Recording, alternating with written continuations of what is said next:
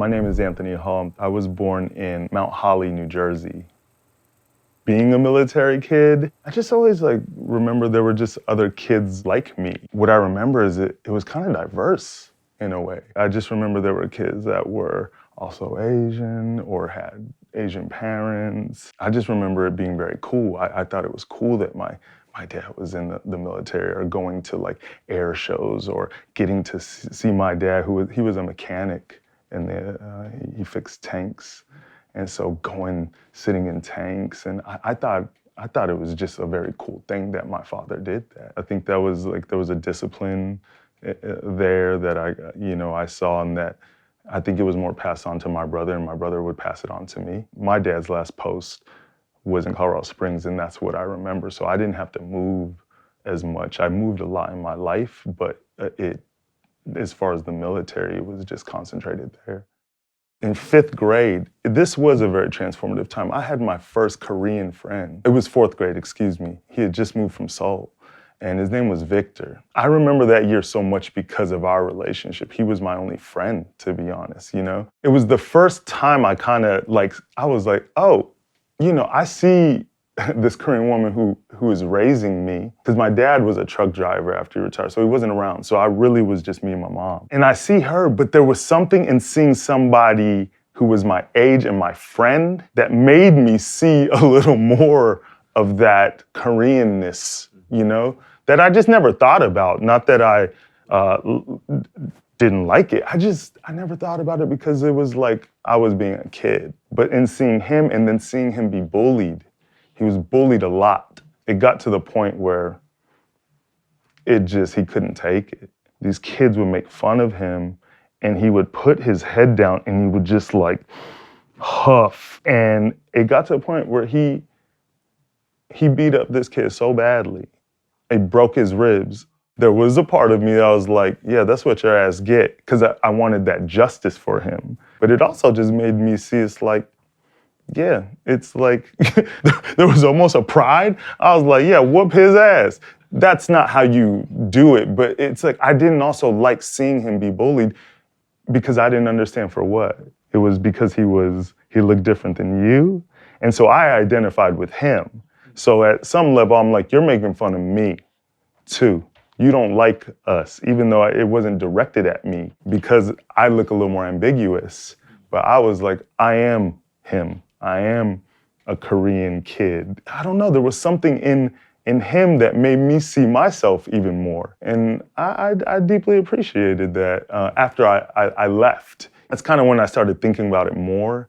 And then that next year, by 6th grade, I was very fully aware from all the moving. I was very aware of who I was. And that is the time when my identity started to get pressed more. When it was oh, I notice your eyes, or derogatory Asian names, derogatory Black names. Sometimes it would come from white kids, Latino kids. More and more in college is when it really, because that's when I had never been around wealth or affluence. And so going to a very predominantly white school, that's when it was I saw it getting pressed by others. Even your in-groups didn't see me. I wouldn't be Korean enough for some Koreans, or Black enough for some Black folks. Here's the thing with my identity. I say I'm 100% Korean, I'm 100% Black, because I don't know how to half identify with it. I don't know how you can do that. I don't even, because when somebody called me the N-word, they didn't see me as half, or made fun of me in my eyes when I was in. They don't see me as half that thing. So it really that's how I look at my own identity, is I take them both on. My whole life, I've just believed in myself. I've never had issues with it, but I've never understood why why it matters so much to somebody. College was a deeply influential place for me. It's where I kind of turned into the arts. I quit sports. I started my career in media in college, actually, as an actor first. Then I was a TV host for a while. So after college, I had a decision to move to LA or New York. And I decided to go to New York just because I think culturally it was going to be better for me. From a professional standpoint, it was going to be better for me. And currently, I have my production company, which is a vehicle to tell our stories, direct films. And now it's about telling my own stories, you know, and now having my own entity is, I have a vehicle to do that. I know for my life is filmmaking is my life. You know, storytelling is my life.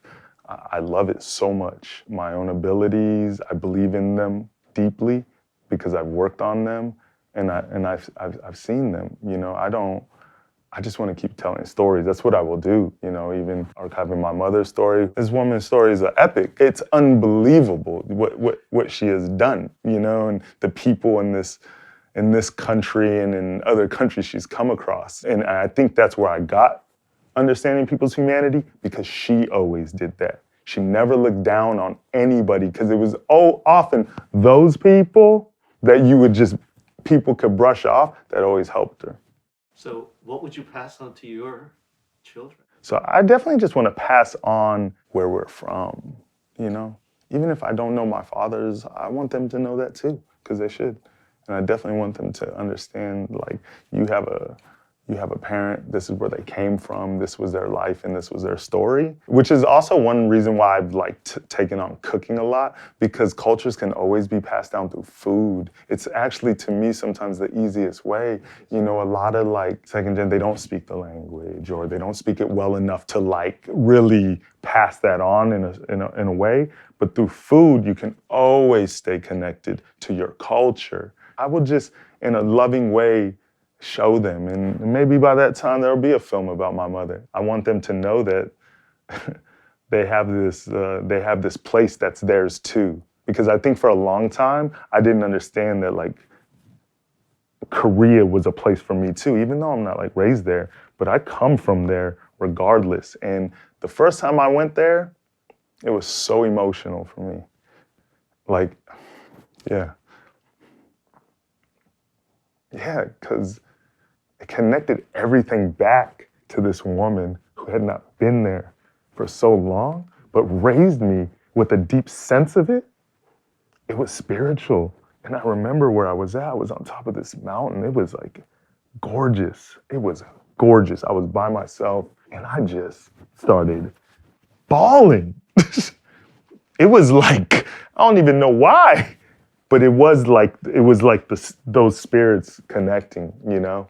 Then from that time, from 2012 to 2018, I went back 1 to 2 times a year, and I have so much community there. And, you know, one thing you realize is my friend Nayoung, she's always like, yo, you're very Korean.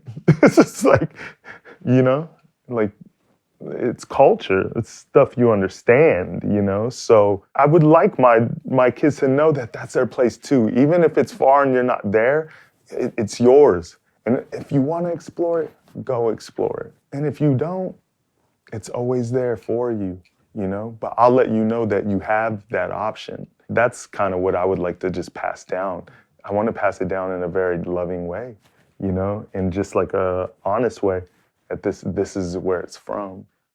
My name is Anthony Hull, and this is my Korean American story.